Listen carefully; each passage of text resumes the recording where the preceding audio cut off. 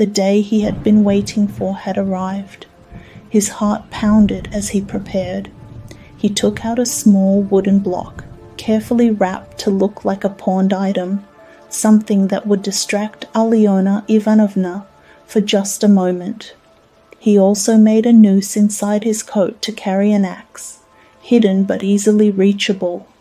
Every small detail had been thought out, but still his hands trembled as he worked. When it was time to steal the axe from the kitchen, something unexpected happened. Nastasia, the servant, was there. He had been so sure she wouldn't be home, and now his plan seemed ruined. He walked past her, pretending not to notice, but inside he was boiling with frustration. Just as he was about to give up, fate intervened. Passing by the porter's small room, he spotted something shining under a bench, the very thing he needed. An axe lying there, as if placed just for him. He quickly grabbed it, secured it under his coat, and walked away unnoticed. His spirits lifted. Perhaps this was a sign that everything would go smoothly after all. As he walked towards the pawnbroker's house, his mind wandered to random thoughts. Gardens, fountains, the way people lived in dirty, crowded places. He forced himself to stay calm, moving steadily through the streets. He was not afraid. When he arrived, a large wagon of hay was entering the gate, blocking the view of anyone nearby. He slipped into the courtyard unnoticed. His heart pounded as he climbed the stairs, each step feeling heavier than the last. He listened carefully. No one was around. Finally, he stood before Alyona Ivanovna's door. He took a deep breath, straightened his coat, and steadied the axe under his arm. His heartbeat refused to slow. Was he pale? Did he look nervous? He could not hesitate now. He rang a third time, this time calmly, as if he had no worries at all. Then, after a long pause, he heard the latch begin to turn. Dmitri stood at the old woman's door, his heart pounding. When she barely opened it, he quickly pushed his way inside. She stared at him, suspicious and uneasy. He tried to speak casually, handing her a small bundle as a pledge, but his voice trembled. She hesitated, watching him closely, but eventually took the bundle and turned toward the window to examine it. As she struggled with the wrapping, Dmitri's mind raced. His hands felt weak, his body lightheaded, but he knew he had no time to waste. He gripped the axe under his coat, raised it, and struck her on the head. She collapsed, barely making a sound. A few more blows, and she lay motionless. He quickly searched her pockets and found a bundle of keys. His hands shook, but his mind remained clear. Rushing into her bedroom, he tried the keys on a chest of drawers, but struggled to open them. Then he realized the real treasure might be hidden in a locked box under the bed. He found a key that fit and opened it to find valuable golden jewelry. He stuffed his pockets without checking everything. Suddenly, a faint noise made him freeze. A soft moan, a voice. His heart pounded. Was she still alive? No, impossible. But when he stepped back into the room, he saw Lizaveta, the old woman's sister, standing there in shock, her eyes wide with fear. She didn't scream, didn't run, just stood trembling. Dmitri panicked. Before she could react, he raised the axe again. One swift blow, and she too fell lifeless to the floor. Fear surged through him now. The horror of what he had done was sinking in. He longed to flee, to leave it all behind, but his mind felt cloudy, his body heavy. Still, he forced himself to clean his hands and the axe as best he could, wiping away the blood. Then, an unexpected sound. The door. Someone was outside. Slow, steady footsteps climbed the stairs. Dmitri stood frozen, unable to breathe. The visitor rang the bell, then knocked harder. Another voice joined in, 2 men talking, confused as to why no one was answering. They pulled at the handle, and the door shook. Dmitri gripped the axe, ready for anything. But just as they considered breaking in, one of the men suggested fetching the porter. The other agreed, and they both went downstairs, leaving only a moment of silence behind. Dmitri knew he had to act fast. He slipped out of the apartment, closing the door behind him, and hurried down the stairs. Just then, a shout, someone running, more voices. "Catch him!" Panic overtook him. He was trapped. But then, as if by fate, he noticed an open apartment where painters had been working. He darted inside and hid behind the wall, just as the men rushed past, still shouting. When they had gone, he moved quickly, slipping unnoticed into the crowded streets. He walked for what felt like forever, drenched in sweat, exhausted, barely able to think. By the time he reached home, he was nearly collapsing. Still, he had just enough sense to return the axe to its place before stumbling into his room. He fell onto the sofa, his mind swirling with thoughts, but his body too drained to move. He did not sleep. He only lay there, lost in a daze, unsure if this was still real or just a terrible dream. Chapter 2. Still with me? If you're enjoying this, subscribe for more.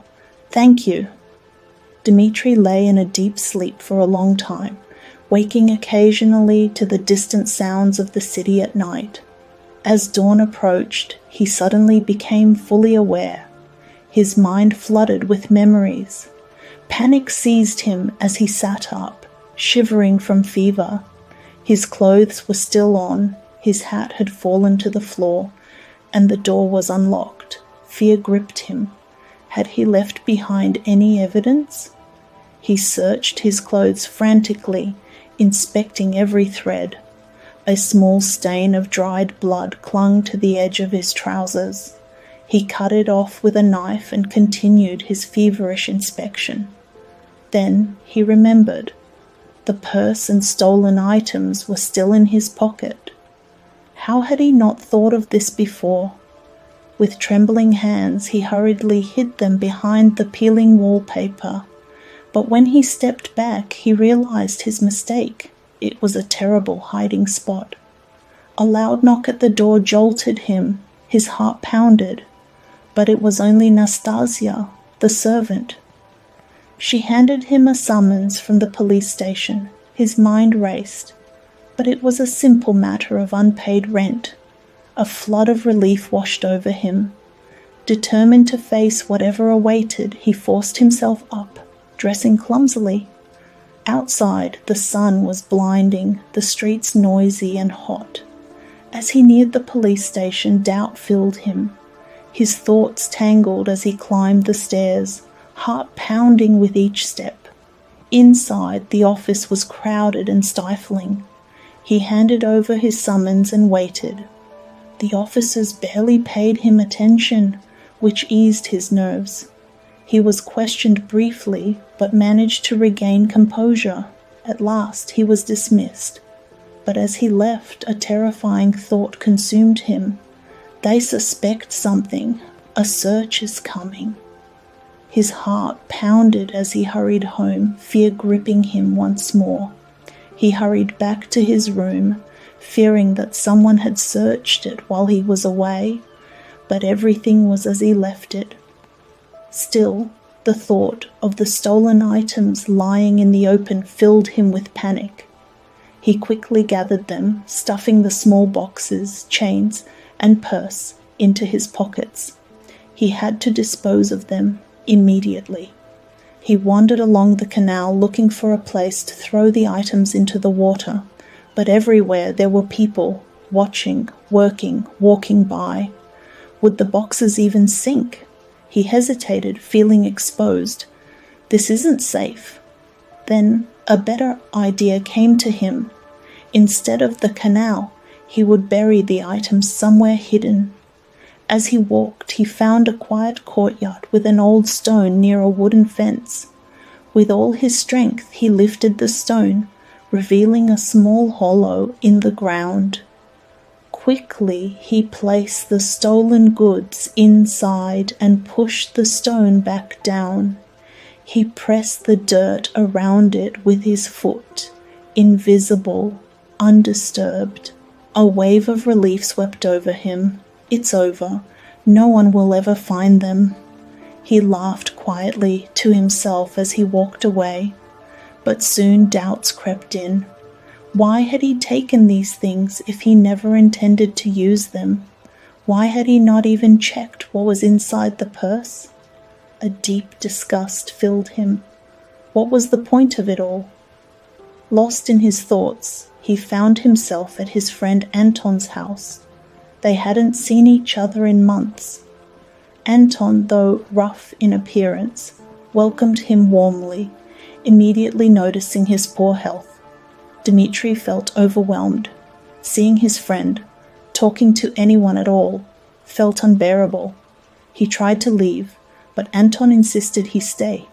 Anton offered him a small job, a translation that would earn him some money. Dmitri took the papers and the payment without a word, but as soon as he left, he turned back and threw the money and papers onto the table before walking away.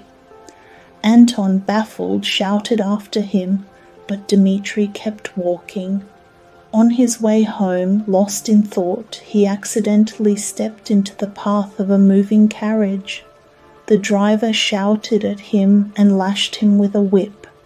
People around laughed, assuming he was a drunk or a beggar. In that moment, he felt completely cut off from everyone, from everything. By the time he returned home, evening had come. He collapsed onto his sofa and fell into a deep sleep. For days, Dmitri drifted in and out of feverish sleep. Sometimes he felt surrounded by people arguing about him. Other times he was alone, afraid, and confused. He sensed that something important had happened, something he had forgotten, but no matter how hard he tried, he could not remember. His mind was restless, shifting between panic and exhaustion. One morning, as the sun shone through his window, he finally woke up fully. Beside him stood Nastasia, the servant, and a young man he did not recognize. His landlady peeked through the door but quickly disappeared. Before he could ask any questions, his friend Anton entered, filling the room with his lively energy. Anton was warm and cheerful, happy to see Dmitri awake. He explained that Dmitri had been ill for 4 days, barely eating or drinking. A doctor, Zosimov, had visited and assured them it was nothing serious, just weakness from poor health and stress. Then, the young man in the room introduced himself as a messenger from a merchant's office. He had brought 35 rubles from Dmitri's mother. At first, Dmitri refused the money, lost in his thoughts, but eventually he signed for it. Seeing that Dmitri was awake, Anton insisted on feeding him. He helped him sit up and carefully spooned warm soup into his mouth. Though Dmitri was strong enough to eat on his own, he quietly let Anton take care of him, pretending to be weaker than he was. He wanted to observe and listen without drawing attention to himself. Anton chatted endlessly, sharing how he had searched all over the city to find Dmitri. He had also settled an old debt with their landlady by paying off an IOU. Anton tore up the debt note and placed it on the table, assuring Dmitri that he no longer owed anything. But Dmitri did not respond. Instead, he turned away, overwhelmed by everything. As Anton spoke, he mentioned that while Dmitri was sick, he had raved about strange things, names, places, even a lost sock. This made Dmitri uneasy. What had he said in his fever? Did anyone suspect something? His mind raced with fear and confusion. Once alone, Dmitri suddenly sprang from his bed in panic. He felt an urgent need to run, but where? His thoughts were tangled. Was he in danger? Did others know his secret? He searched his room frantically, but found nothing unusual. His paranoia grew until, exhausted, he collapsed back into bed. Just as sleep took over, Anton returned, bringing a bundle of new clothes. He had spent Dmitri's money on a fresh outfit, new trousers, a waistcoat, boots, and a cap, so he could look presentable. Though Dmitri felt no joy in this, Anton was determined to lift his spirits. As Anton playfully insisted on changing his shirt, Dmitri finally gave in, lying back in silent thought. He barely had time to process what was happening before the door opened again, and another familiar-looking man entered the room. For days, Dmitri drifted between fevered dreams and brief moments of wakefulness. Voices murmured around him, sometimes distant, sometimes too close. At times he was surrounded by people arguing about him. Other times he was utterly alone, swallowed by confusion and fear. One morning, as sunlight streamed through the window, he finally woke fully. Nastasia, the servant, stood by his bed, watching him closely. A young man he didn't recognize lingered nearby. Before Dmitri could gather his thoughts, another figure burst into the room. Anton, his friend, radiating warmth and energy. Anton grinned, relieved to see him awake. "About time," he said. "You've been out for 4 days." He explained how Dmitri had been feverish, barely eating, barely speaking. The unfamiliar young man cleared his throat and stepped forward. "I have a delivery for you," he said, handing Dmitri an envelope. 35 rubles from your mother." Dmitri stared at the money, lost in thought. At first he refused it, his mind too clouded to care. But after a moment he wordlessly signed for it. Seeing him awake, Anton took charge. "You need food?" He helped Dmitri sit up, spooning warm soup into his mouth. Though he could eat on his own, Dmitri let Anton fuss over him, playing weaker than he really was.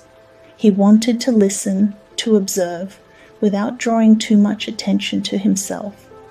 Anton talked endlessly, filling the silence. He spoke of how he had searched all over the city to find Dmitri, how he had even paid off an old debt to their landlady on his behalf. "No more worrying about that," he said.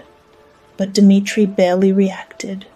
He turned away, his mind heavy with something else. Then Anton mentioned something that made his breath catch. "While you were sick, you were raving, muttering names, places, something about a lost sock." A chill ran through Dmitri. What else had he said? Had he revealed too much? Did they suspect? His heart pounded as unease coiled in his chest. Left alone, panic seized him. He bolted upright. He needed to move, to run. But where? Was he being watched? Did they know his secret?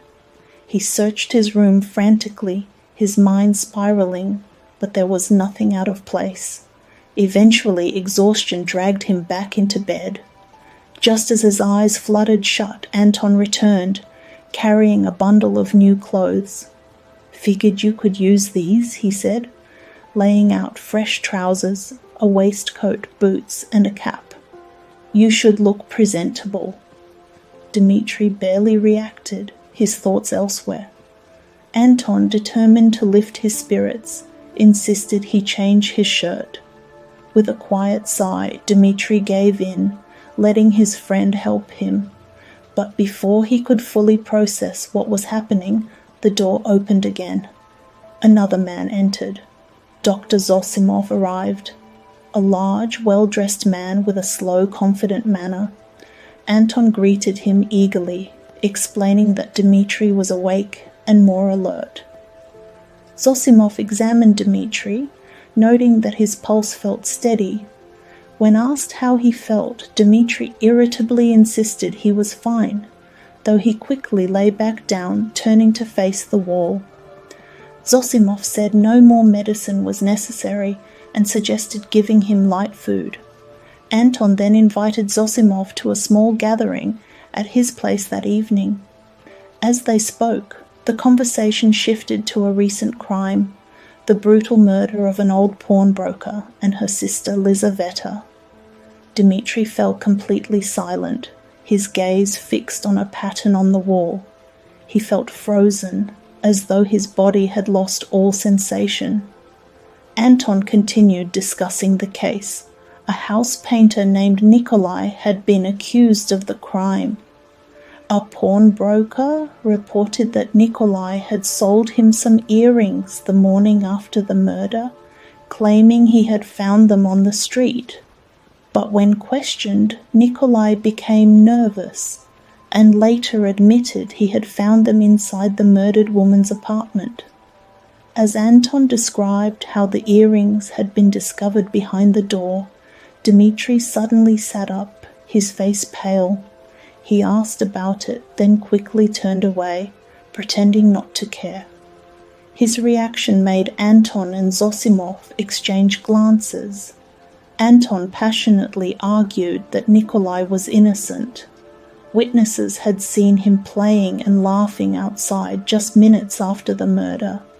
If he had just killed someone, why would he act so carefree, he said. He believed the real murderer had hidden behind the door when the police first arrived and must have dropped the earrings there before escaping unnoticed. Zosimov remained skeptical. That explanation is a little too perfect, he remarked. Just as Anton was about to argue back, the door suddenly opened, and a stranger stepped inside. A serious-looking man entered the small room, pausing in the doorway to glance around with obvious disapproval. His expression was stiff, as if he considered himself important, yet he looked uncomfortable in such a poor setting. He carefully studied Dmitri, who lay pale and unkempt on the sofa, then turned to Anton, who met his gaze boldly. This was Petro, Dmitri's sister's fiancé, but at first Dmitri barely reacted to his name. Petro had expected Dmitri to recognize him, as he had sent a letter long ago. When Anton finally invited him to sit, Petro explained that he had delayed his visit, assuming Dmitri had already read his mother's letter. But Dmitri impatiently cut him off. "I know who you are. You're engaged to my sister. I don't need to hear more." Petro stiffened, clearly offended, though he forced himself to remain polite. As Dmitri studied him more closely, he noticed that Petro had dressed with great care. Fine clothes, new gloves, even freshly styled hair. He was trying to impress Dunya, but something about him felt deeply unpleasant. Petro then mentioned that he had arranged temporary lodging nearby for Dmitri's mother and sister, and had also secured an apartment for himself and Dunya. Dmitri's expression darkened. His voice turned sharp. "Is it true that you told Dunya you preferred to marry a poor woman so you could have control over her?" Petro's face flushed red. "That's nonsense," he said quickly. "Your mother must have misunderstood me." At this, Dmitri snapped. He sat up, eyes burning with fury. "Don't talk about my mother again," he warned, "or I'll throw you down the stairs." Petro's expression twisted with rage. "I have tried to be patient with you," he said coldly, "but after this, I will have nothing more to do with you." He straightened his posture, holding on to his pride, and stormed out of the room. As the door slammed behind him, Anton stared in disbelief. "How could you talk to him like that?" he asked. But Dmitri wasn't listening. He suddenly became restless, his energy shifting into agitation. "Just leave me alone," he shouted. Zosimov and Anton exchanged a glance before deciding to leave. "He needs rest," Zosimov murmured. A moment later they were gone, and the room fell silent once more.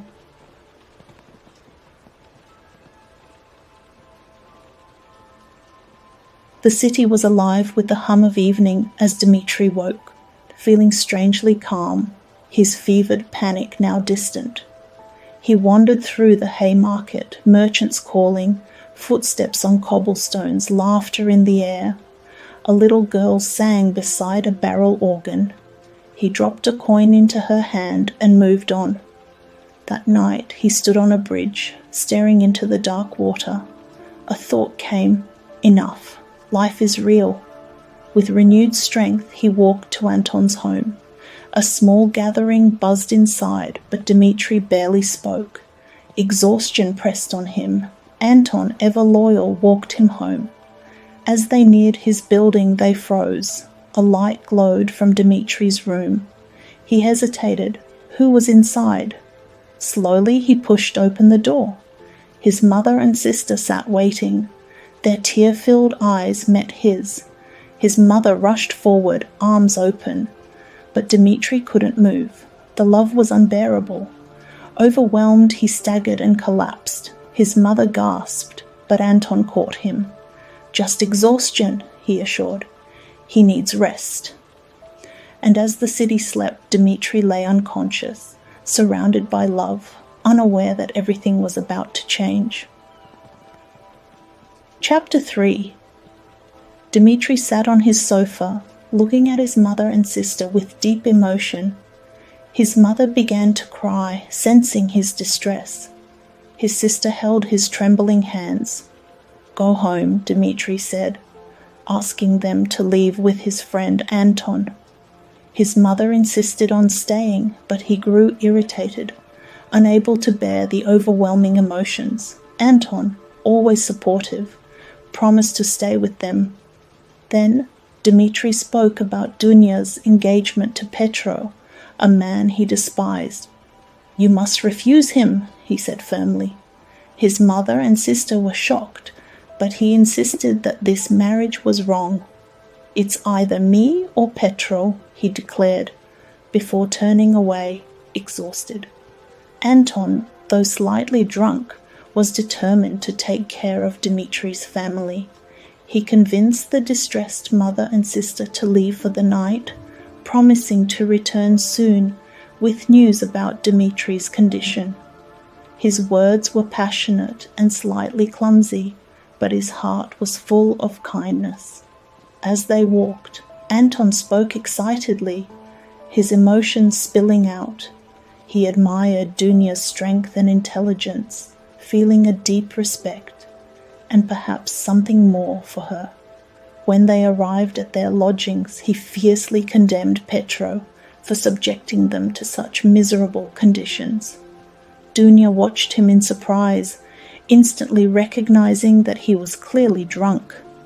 After ensuring they were safely inside, Anton wasted no time. He turned and hurried back to check on Dmitri. Finally, as the night settled in, all were left with their thoughts, uncertain about the future, but hoping for peace by morning. The next morning, Anton woke up feeling troubled. He recalled the events of the previous day and was ashamed of his drunken behavior. His words about Dunya's fiancé, Petro, seemed too harsh. Had he spoken unfairly? Had he been too hasty in judging a man she had chosen? He felt unworthy, especially in comparison to someone as dignified as Dunya. Still, he had a duty. He carefully dressed, washed, and prepared himself before setting off. By 9 o'clock, Anton arrived at Dunya and Polina's lodgings. They greeted him warmly, much to his surprise. Polina, filled with gratitude, held his hands, while Dunya, though reserved, looked at him with respect. Their kindness only deepened his embarrassment over his behavior the night before. They spoke about Dmitri's health and character. Anton tried to explain his friend, his pride, his isolation, his kindness hidden beneath a harsh exterior. Dunya listened carefully, noting that her brother might need someone to care for him. He loves no one, Anton said firmly, but was embarrassed by his own words. Then, Polina hesitantly spoke of a letter they had received from Petro. He insisted that Dmitri not be present when he visited, claiming that he had been insulted the day before. Dunya, however, had made her decision. She was firm. Dmitri must be present when Petro arrived. They needed to face him together. Polina was nervous, but trusted her daughter's judgment. Without wasting more time, they set off to see Dmitri themselves. Finally, they reached Dmitri's building. A quiet tension filled the air as they prepared to see Dmitri. Dmitri's family arrived at his small room, finding him much better than the day before. Though pale and tired, he was clean and well-dressed. His mother and sister were relieved, but still worried. Dr. Zosimov assured them he was improving, though he hinted that Dmitri's troubles were not just physical, but also emotional. Dmitri greeted his family with warmth, but remained distant, speaking little. Polina, his mother, was overjoyed just to see him, while Dunya, his strong and determined sister, watched him closely. She sensed something was wrong, but couldn't quite understand what. They spoke about Dunya's engagement to Petro. Dmitri remained firm. He refused to accept the marriage. "It is either me or Petro," he declared. His mother pleaded with him to stop being so harsh, while Dunya, calm but strong, told him that she was marrying for her own reasons, not as a sacrifice. Tension filled the room, but it was clear that the meeting with Petro that evening would be important. Despite the tension, the decision was made. Dmitri would be at the evening meeting along with Anton. Whatever happened next, they would face it together. But the next morning, new troubles stirred. Dmitri, his voice casual yet strained, mentioned to Anton that he had pawned a few small items at the home of the murdered pawnbroker, his father's watch and a ring from Dunya. Both held great sentimental value. He needed to reclaim them, but there was an undeniable weight in the admission. Anton, always eager to take action, suggested they go straight to Roman, the investigator handling the case. They prepared for the visit, but something in Dmitri's mind whispered that this meeting would not be simple. On the way, Anton was unusually animated, teasing Dmitri about Dunya's kindness towards him. He even called him Romeo, which made Dmitri chuckle, an unusual sight. But behind the laughter his heart pounded. Was he walking into a trap? Inside Roman's office, the air was thick with quiet calculation. The investigator stood at the center of the room, hands behind his back, surveying them with a mild, almost indifferent curiosity. But Dmitri knew better. "Ah, gentlemen," Roman greeted, motioning for them to sit. "Now, to business. What brings you here?" Dmitri, careful and composed, explained that he wished to reclaim his pawned items. His words were measured, his tone light, but his gaze never left Roman's face. Roman listened, nodding thoughtfully.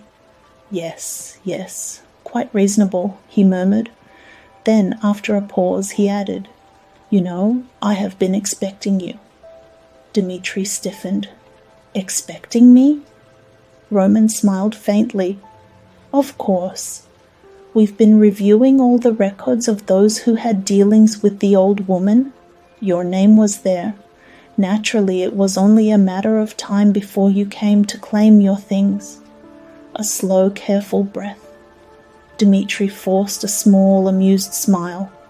Well, they aren't worth much, but they're sentimental. Ah, sentiment.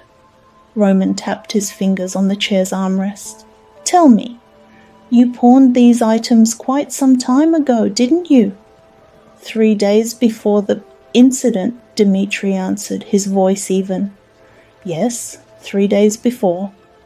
A silence, a pause just long enough to sink into the skin. Strange that you didn't come sooner, Roman mused, tilting his head. I suppose you were preoccupied? Dmitri's fingers curled slightly against the chair's arm. I was unwell, he replied. Yes, I heard about that, Roman said smoothly. Yet, all that time, you never once thought to inquire about your belongings? Dmitri said nothing. Anton, shifting impatiently, suddenly exploded. For God's sake, what does it matter? He snapped. He was ill. He had a fever. He wasn't thinking about some damn watch and ring. Roman chuckled. Oh, of course, I quite understand. He paused, as if letting the moment settle. Then, almost too casually, he asked, On the evening in question, when you last visited the old woman, did you happen to notice 2 workmen on the 2nd floor? Painters, I believe? A flicker of something cold passed through Dmitri's spine, a trap, but not the one he expected. He glanced at Anton, who looked just as perplexed. Painters? Dmitri repeated, pretending to search his memory. No, I don't remember any painters. Roman's expression didn't change. Ah, strange, he murmured. I must have mixed up the days. Anton exhaled loudly. Roman, are you just playing games with us? Roman only laughed, standing up and stretching as if their conversation had been nothing but idle talk. Well then, gentlemen, he said cheerfully, let's have some tea.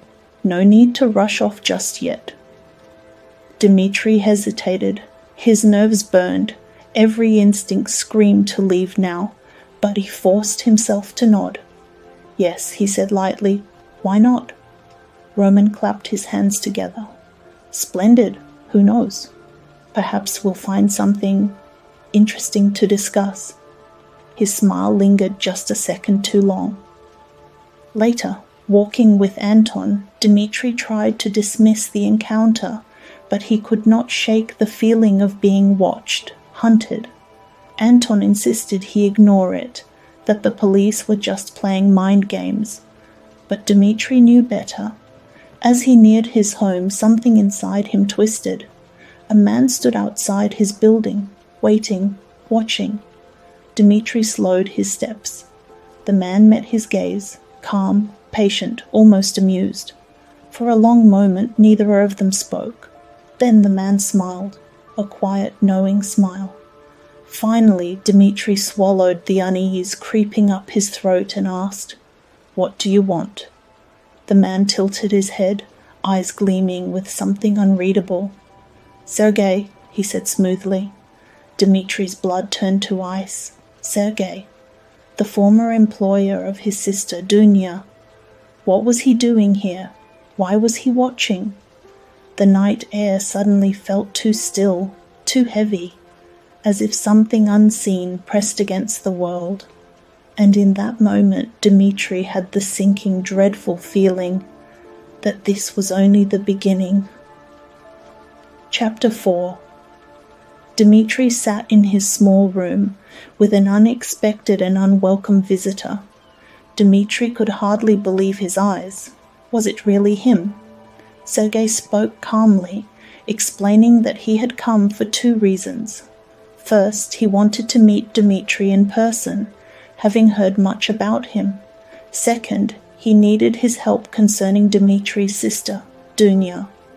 He hoped that with Dmitri's support she might be more willing to speak with him, but Dmitri rejected the idea immediately. Sergei remained unbothered. He spoke of the past, of rumors that he had mistreated his late wife, Marfa Petrovna. He dismissed the gossip, saying that her death had been declared natural, yet he wondered if, in some way, his actions had contributed to it. He spoke with a strange mix of amusement and regret, making Dmitri uneasy. Then, the reason for his visit became clear. Sergei wanted to prevent Dunya from marrying Petro. He believed she was making a mistake and offered a solution. He would give her 10,000 rubles to break off the engagement. Dmitri was shocked and angered.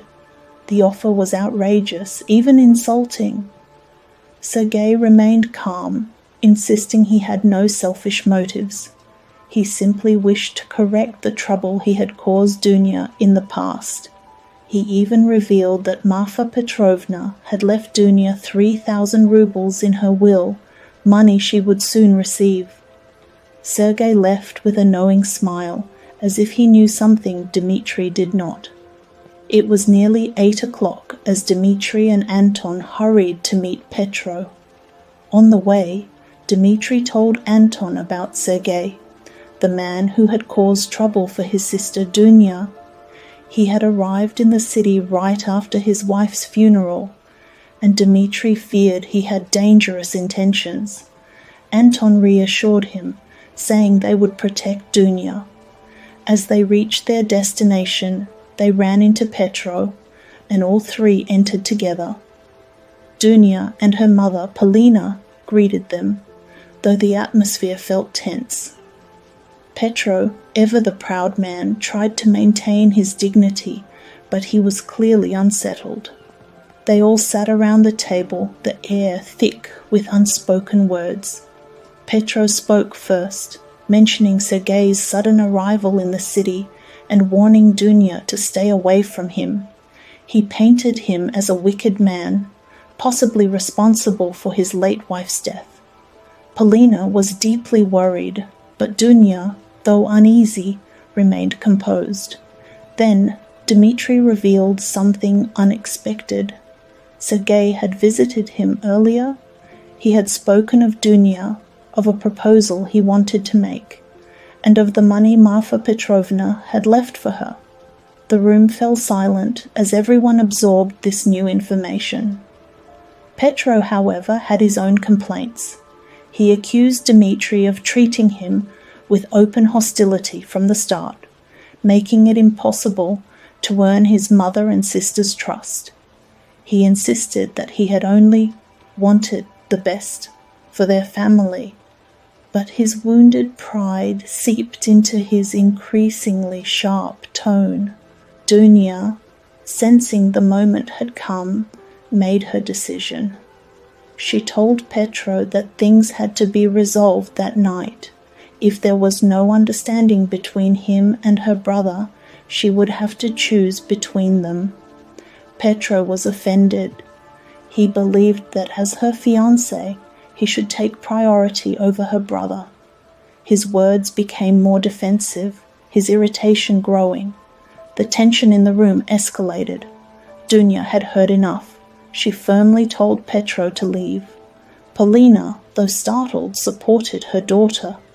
Realizing he had lost, Petro tried one last insult.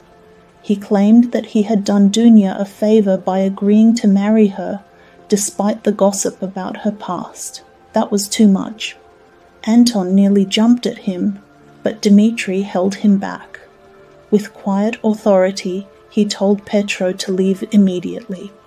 Pale with anger, Petro walked out, his heart burning with hatred toward Dmitri. Yet, even as he left, he still clung to the hope that he could mend things with Dunya and her mother.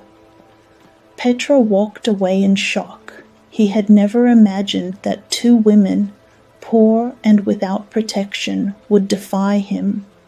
He had always thought highly of himself, believing his wealth and intelligence made him superior. He had dreamed of marrying a young, grateful woman who would admire him completely. In Dunya, he thought he had found the perfect match, But now everything had fallen apart. As he walked down the stairs, he convinced himself that things could still be fixed. He would not give up so easily. The real problem, he thought bitterly, was Dmitri. It was because of him that Dunya had turned away. Petro also worried about Sergei, a man he didn't trust at all. Meanwhile, in their small room, Dunya held her mother close. "I was blinded by his money," she admitted, "but I never knew he was such a cruel man." Polina, still shaken, whispered, "God has saved us." For the first time, relief washed over them. Even Anton, who had held back his joy, felt a deep sense of happiness. Now he could truly be there for them, but Dmitri sat apart, distant and quiet. He had fought hardest to remove Petro from their lives, yet now he seemed indifferent. Dunya hesitated, then asked softly, "What did Sergei say to you?" Dmitri told them about Sergei's visit. He explained that the man had offered Dunya 10,000 rubles and wanted to meet with her. Polina was outraged. "How dare he?" she cried. Dunya, pale and uneasy, murmured, "He has some terrible plan." Anton, seeing her distress, promised to watch Sergei closely. "I'll make sure he doesn't come near you," he assured her. Dunya smiled faintly, but worry still clouded her face. To lighten the mood, Anton excitedly shared a new idea, starting a publishing business together. He had knowledge of the industry, and with a little money they could make it work. His enthusiasm filled the room with energy. Even Dunya seemed interested, her eyes lighting up at the idea of working together. Dmitri agreed it was a good plan, though he remained quiet. But then, unexpectedly, Dmitri stood up. "Where are you going?" his mother asked, alarmed. Dunya looked at him in disbelief. "I need to be alone," he said quietly. "It's better this way. I love you, but please don't look for me." His voice was heavy with emotion. His mother pleaded with him to stay, but he gently refused. Dunya, desperate, ran after him. "What are you doing to Mother?" she whispered fiercely.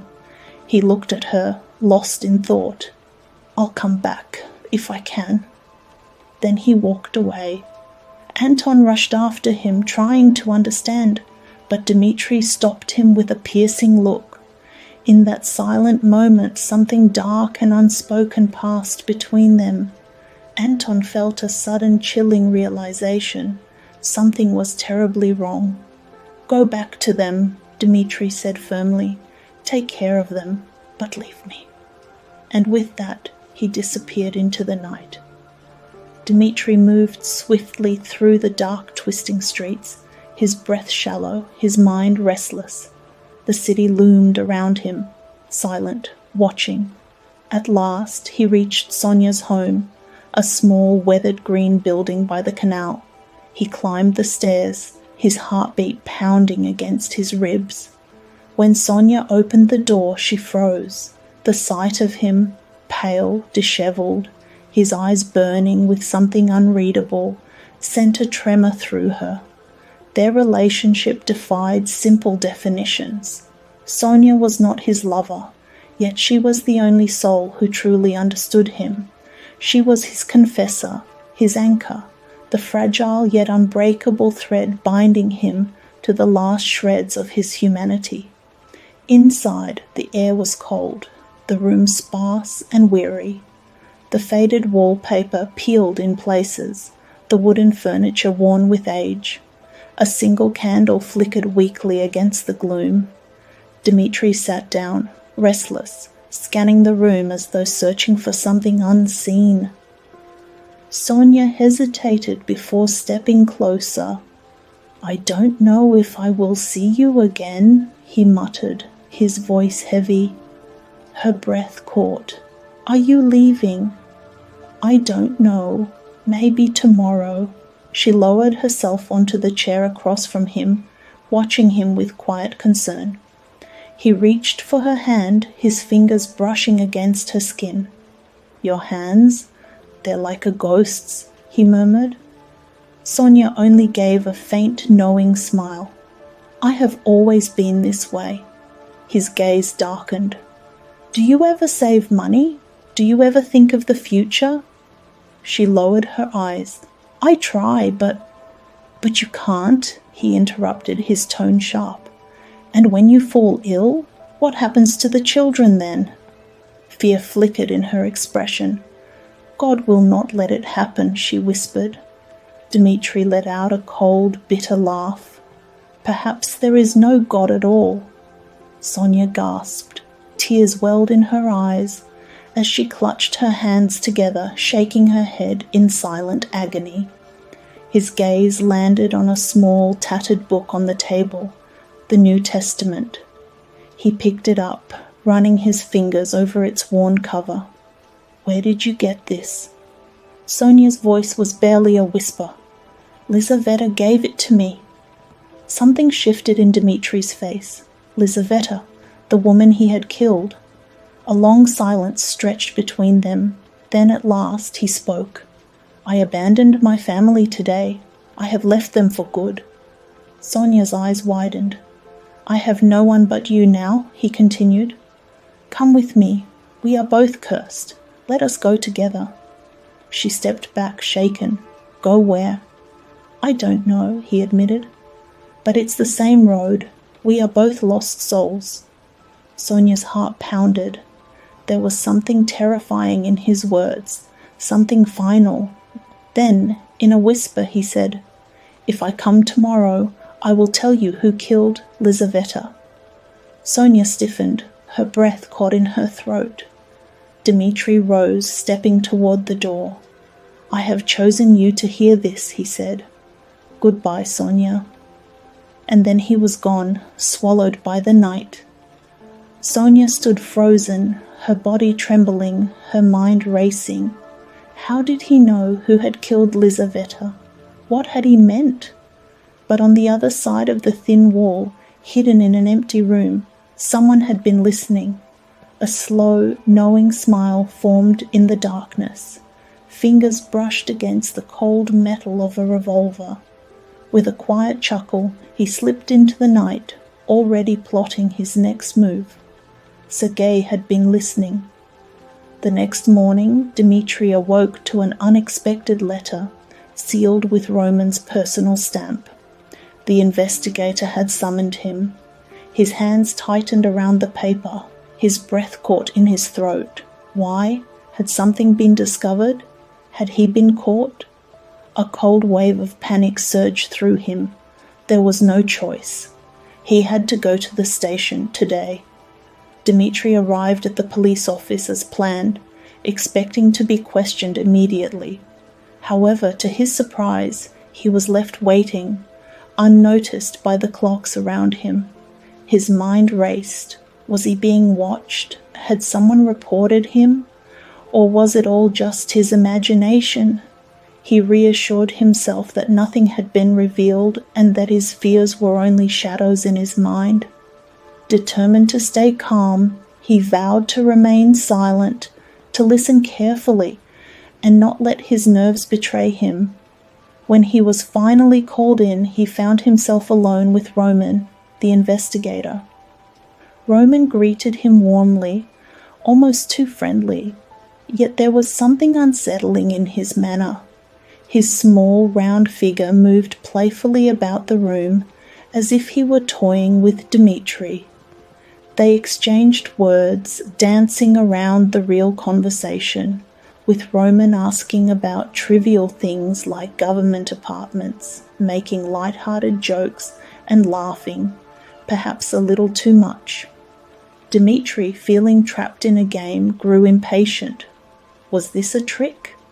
He lashed out, demanding to be questioned properly or let go. Roman, unbothered, chuckled and insisted they were just having a friendly chat.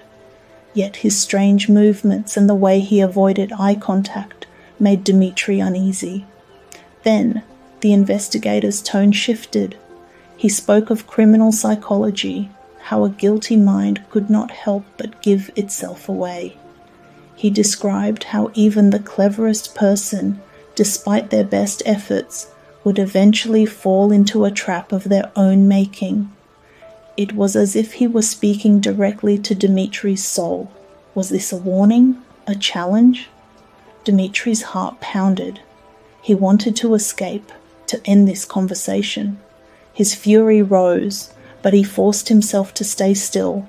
Roman's words were wrapping around him like a net. He accused the investigator of playing mind games, of trying to break him. But Roman remained calm, smiling, telling Dmitri to take care of himself, even mentioning his mother and sister. How did he know so much? As the tension grew unbearable, Dmitri stood up, ready to leave. But Roman, still smiling, stopped him. "Wait," he said. "I have a little surprise for you." Dmitri froze. A locked door stood nearby. Roman had hidden someone behind it. Who was it? What was waiting for him? And just as fear gripped him, something completely unexpected happened. Dmitri would never forget what happened next. Just as Roman was about to reveal his surprise, a loud commotion erupted. Suddenly, a man was shoved into the room. He was pale, trembling, and looked as if he were walking to his own execution. Then, without hesitation, he fell to his knees and declared, "I am guilty. I am the murderer." He was the painter who falsely confessed to the murders. For a long moment the room was silent. Everyone was stunned. Even Roman, who usually stayed calm, seemed taken aback. Finally he asked, "Who did you kill?" "The old woman and her sister," Nikolai answered. He spoke in a daze, saying he had done it alone, using an axe. Roman studied him carefully, frowning. Something about this confession didn't seem right. He asked more questions, but Nikolai's answers sounded rehearsed, as if he had been preparing them in advance. Meanwhile, Dmitri stood frozen, his heart pounding. What was happening? Why would this man confess? He didn't understand, but he knew this changed everything. Roman quickly ushered Dmitri out, clearly eager to handle Nikolai in private. As they walked to the door, they exchanged tense words, each pretending to be calm. But their hands were shaking. Just as Dmitri thought he was free, Roman ran after him. Smiling, he whispered, "We'll meet again." Still shaken, Dmitri returned home. He sat on his sofa, trying to make sense of it all. Was Nikolai's confession influenced by religious guilt or police pressure? Roman knew he was not the real killer. Did he use the situation to observe Dmitri's reaction? As he collected his thoughts, he decided to attend Katerina Ivanovna's memorial dinner, which she had arranged for her late husband. Katerina was Sonia's stepmother. He needed to see Sonia there, but just as he was about to leave, his door slowly creaked open. A man stepped inside. It was the stranger from the other day, the man who had been watching him, a witness from the crime scene. Dmitri's breath caught in his throat. The man stood there in silence, looking sad and lost. Then, without warning, he bowed deeply, almost touching the floor with his fingers. "I have sinned," he whispered. Dmitri's voice was tight with fear. "What do you mean?" "I had evil thoughts about you," the man confessed. "I couldn't sleep. The thought of you walking free tormented me. So today, I went to Roman and told him everything I suspected." Dmitri's stomach twisted. The man had spoken to Roman before their meeting. That meant Roman had known all along. It was a game. Roman was playing psychologically with him. But the man wasn't there to accuse him. Instead, he asked for forgiveness. "I was there too. Roman locked me in the next room while you were there. I listened to everything. I heard Nikolai confess. And now I don't know anymore. I feel as if I have wronged you, he said softly. At that moment he realized something. This man, this mysterious figure, had been Roman's real surprise. He was the one meant to face him, to corner him with his suspicions. But the sudden, desperate confession of Nikolai had shattered the entire plan, throwing Roman's carefully laid trap into chaos. The investigator had lost his advantage, and by sheer luck he had escaped once again. Dmitri stared at him for a moment.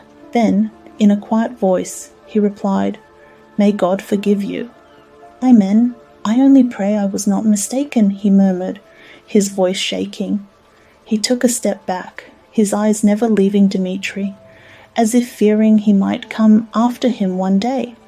Then, almost stumbling, he turned and hurried out the door.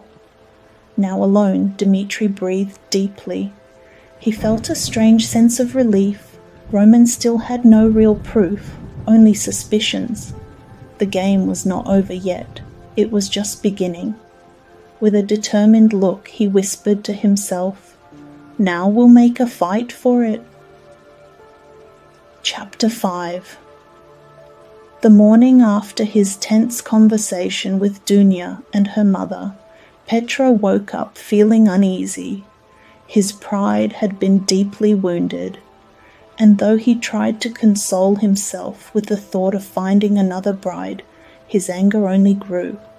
He did not regret his past actions. Instead, he searched for a way to exact revenge. Dmitri had humiliated him, shattered his pride. Only revenge could bring him relief. Restless and consumed by his thoughts, Petro paced through his lodging. He was staying with Andrei, a young man obsessed with progressive ideas.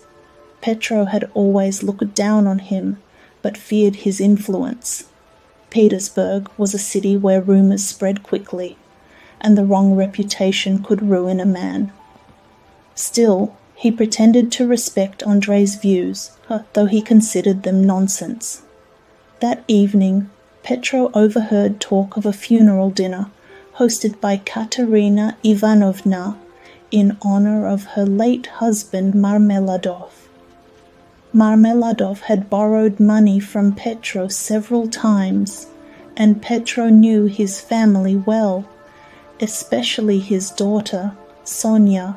Katerina, always grateful for Petro's past help, had invited him, along with many other guests, including Dmitri.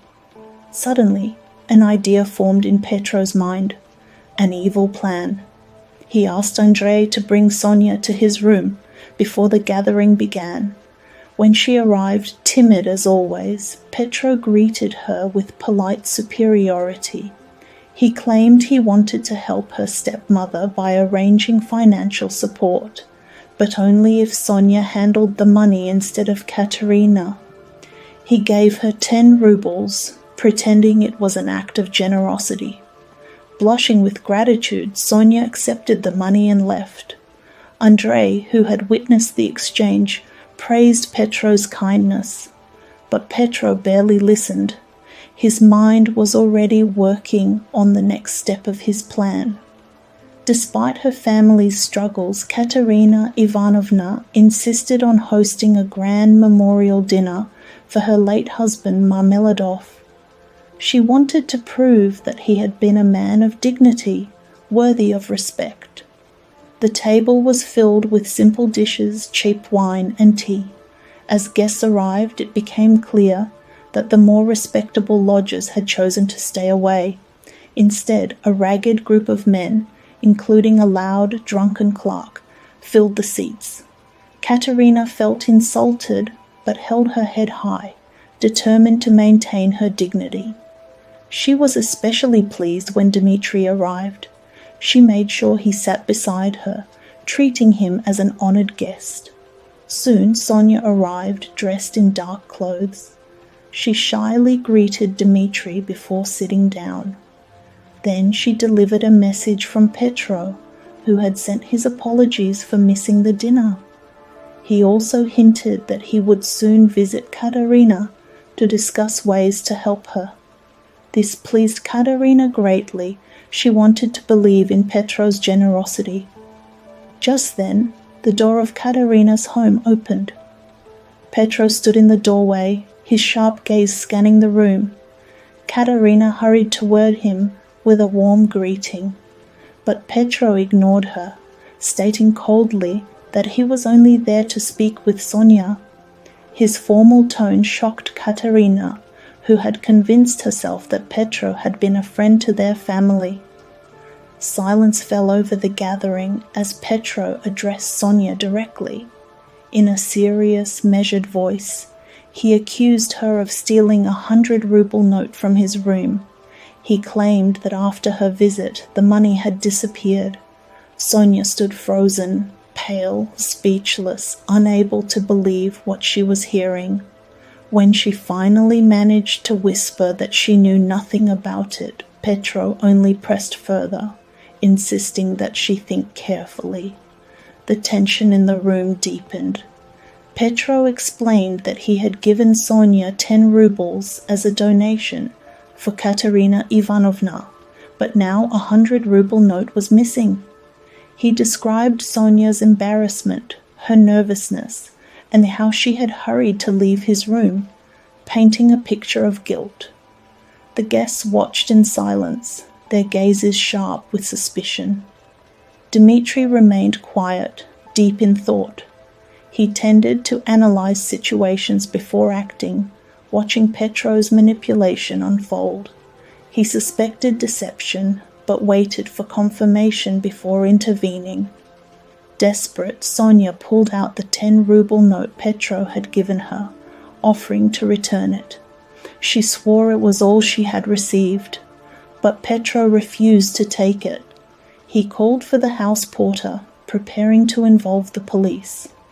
The landlady, Amalia Ivanovna, immediately sided with Petro, declaring that she had always known Sonia to be a thief. At that moment, Katerina Ivanovna sprang to Sonia's defense.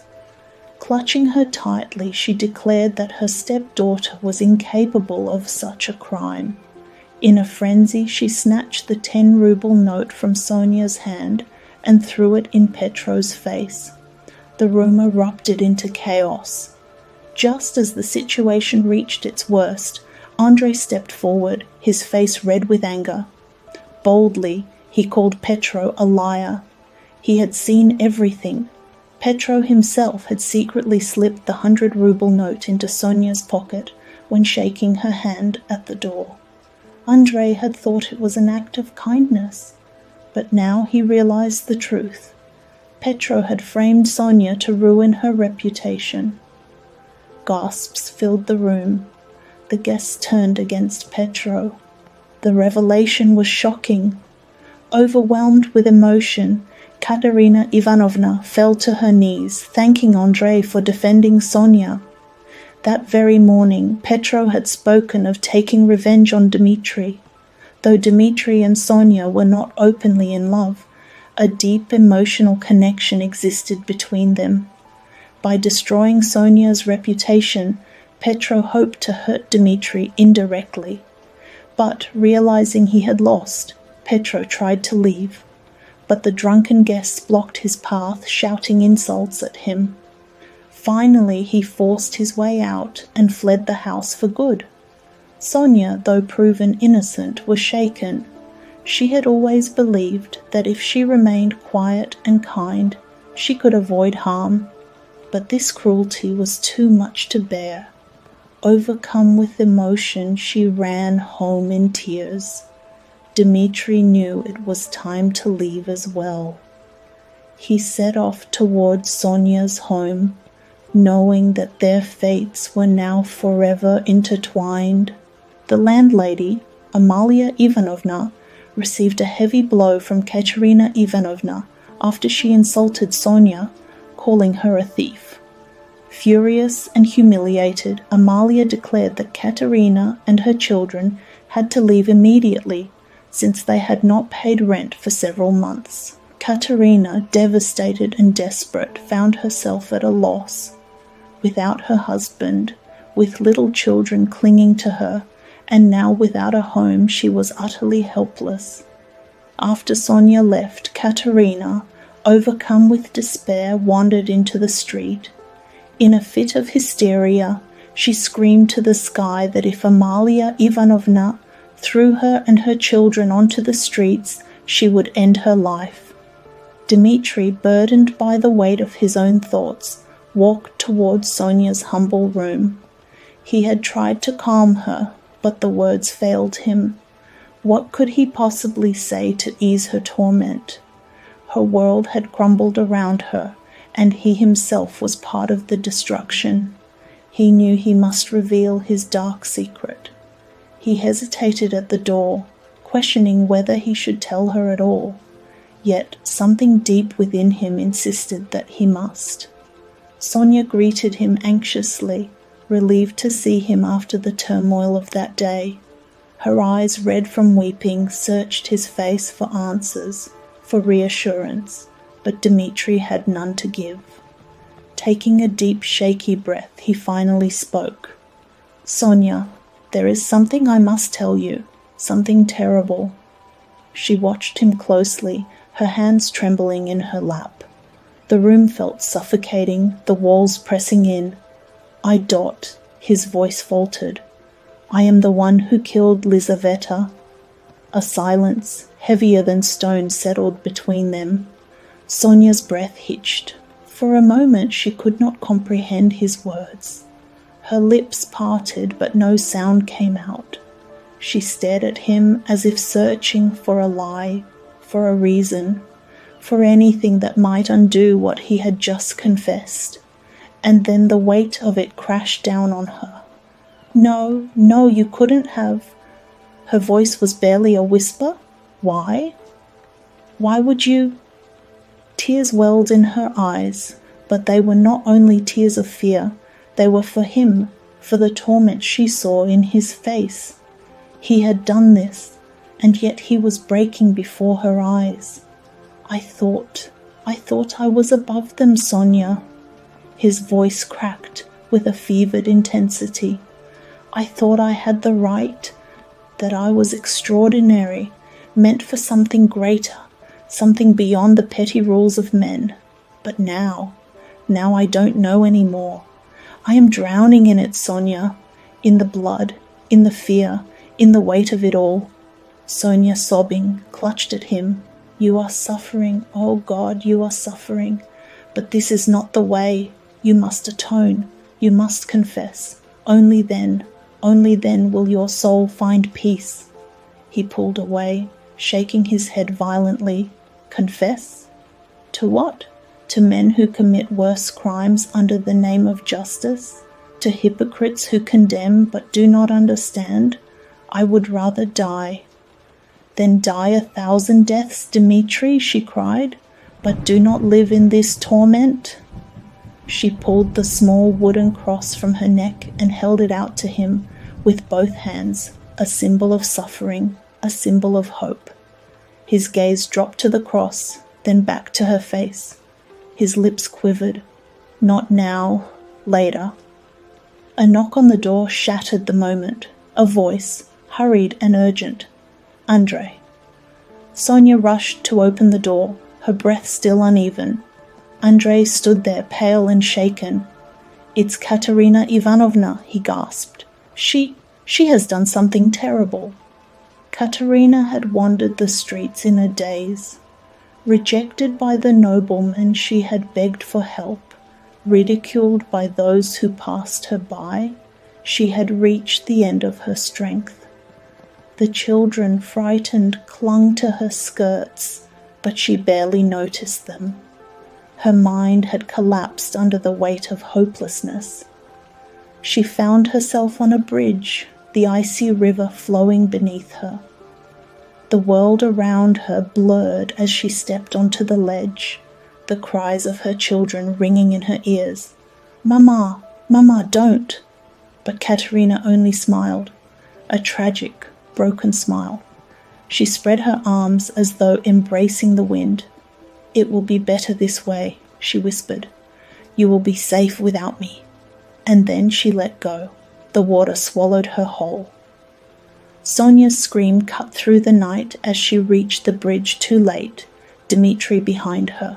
The ripples spread across the dark surface of the river, fading into stillness. Katerina Ivanovna was gone. The children sobbed uncontrollably. Sonia fell to her knees, her body shaking with grief. Dmitri could only stare at the water, his own soul sinking into the abyss with her. And somewhere in the shadows, Sergei watched, a knowing smirk on his lips. The world moved on, but for those left behind, nothing would ever be the same again. Chapter 6. Enjoying this? Subscribe for more. Thanks for your support. Katerina's corpse was never found. It was as if she had never existed, as if the city itself had swallowed her whole. Life in Petersburg moved on, indifferent to the tragedies of those too poor to leave a mark. The streets remained slick with rain, the air thick with the scent of poverty and despair. Somewhere in the dimly lit alleys, Sonia sat alone in her tiny room, staring at the candle's flickering light. Since her mother's death, her world had grown even smaller. Katerina Ivanovna had left behind nothing but debt and orphaned children. Sonia took them in, doing whatever she could to keep them alive. But her body was tired, and her spirit weaker still. Then there was him, Dmitri. Sonia remained silent toward Dmitri, keeping her distance since Katerina Ivanovna's funeral. He had vanished into the city, lost in his own torment. One very grey day, a knock came at the door, firm and deliberate. Dmitri's heart stopped. He knew before he even opened the door. It was him. Roman, the investigator, stood in the doorway. Dmitri opened the door. Roman entered, settling into a chair with casual ease, lighting a cigarette as if discussing nothing of importance. He spoke of his health, the city, meaningless things. But Dmitri knew better. There was something behind his words. Roman admitted that he had suspected Dmitri for some time, not because of evidence, but because of something else. Something in his eyes, his movements, his words left unsaid. Then, without warning, Roman spoke the words that sent a chill through the room. "You are the murderer." A heavy silence followed. Dmitri's face twitched, his breath shallowed. He denied it, but his voice was weak, almost like a child caught in a lie. Roman remained calm, explaining that there was no need for a confession.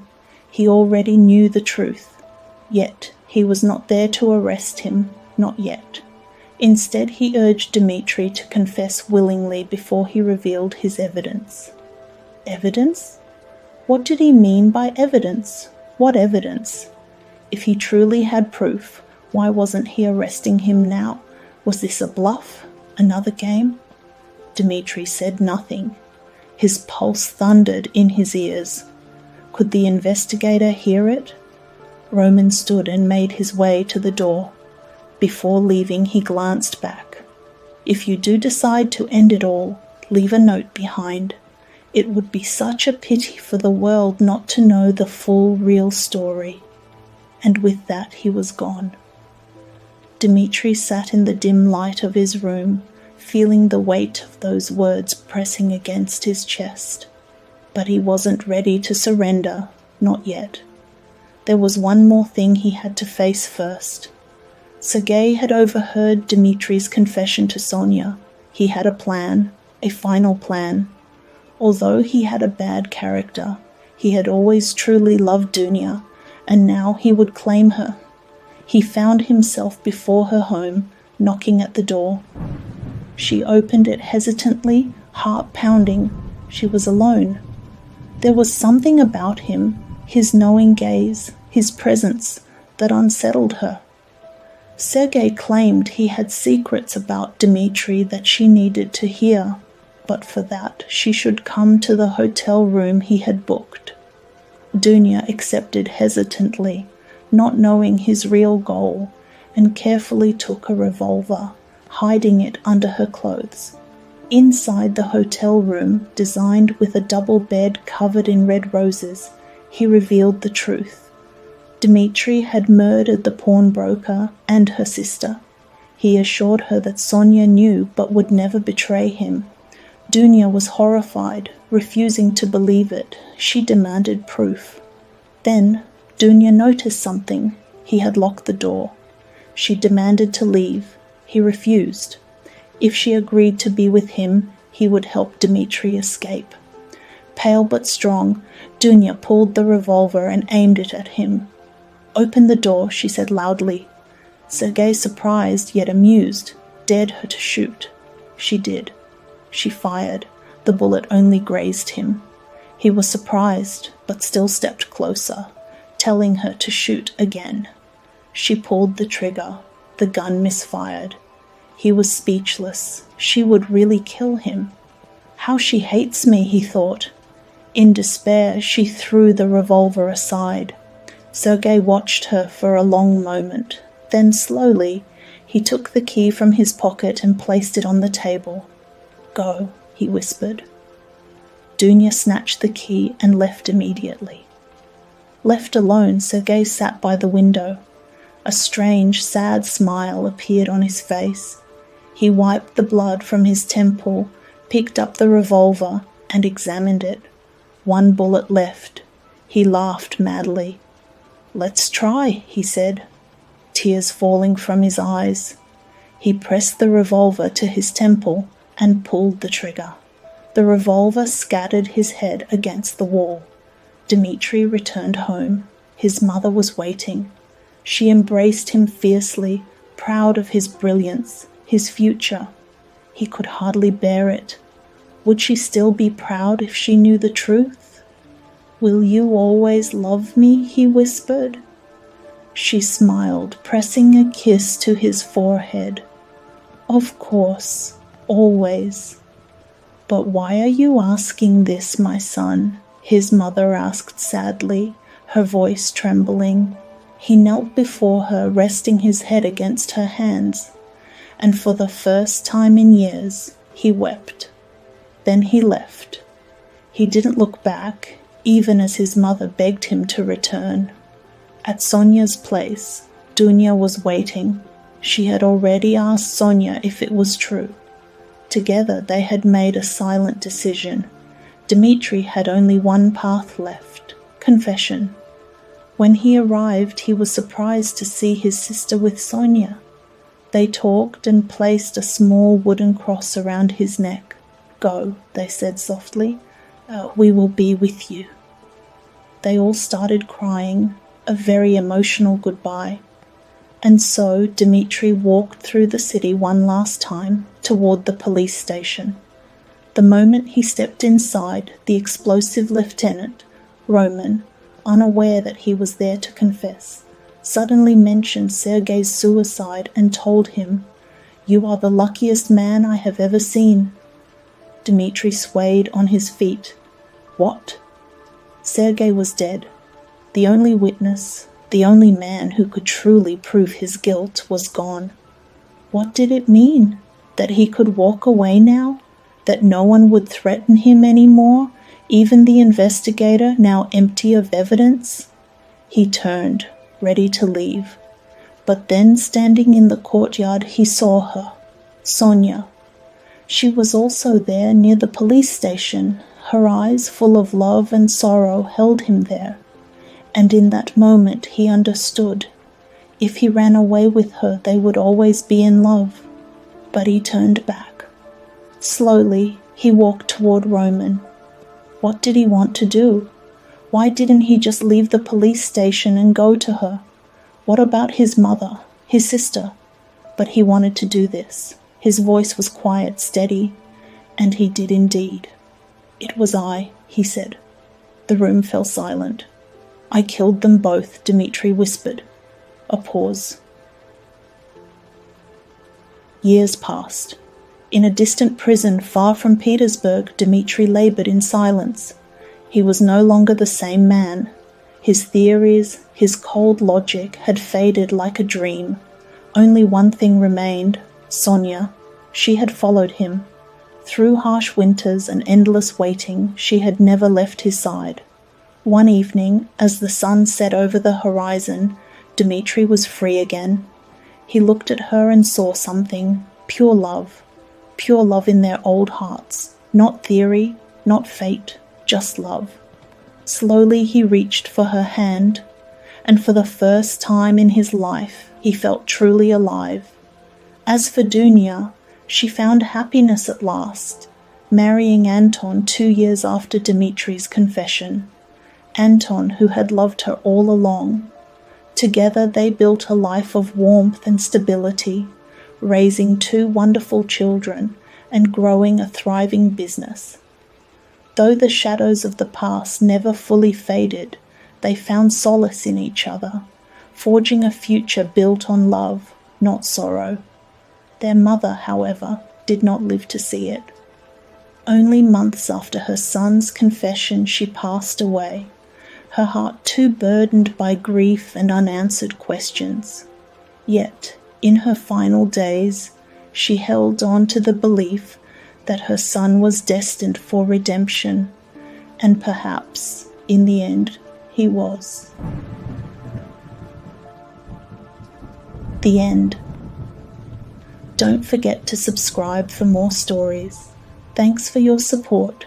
See you next time.